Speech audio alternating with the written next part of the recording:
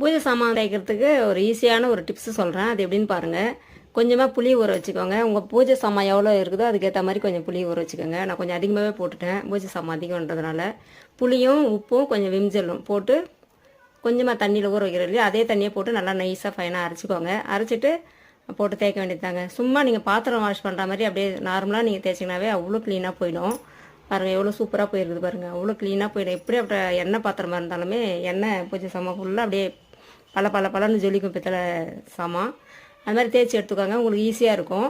அது லாஸ்ட்டாக பார்த்தீங்கன்னா நீங்கள் ஒரு ஆர்ஓ வாட்டரில் ஒரு பாத்திரத்தில் எடுத்து ஆர்ஓ வாட்டரில் வாஷ் பண்ணிக்கோங்க. இன்னும் ரொம்ப நாளைக்கு அப்படியே இருக்கும்.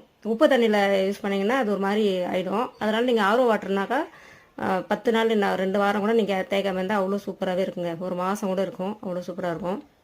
கூடவே சமையல் வேலையும் ரெடி ஆகிடுச்சு. 2 வேலையும் ஒரே டைமில் முடிஞ்சிச்சு பாருங்கள், ரொம்ப ஈஸி.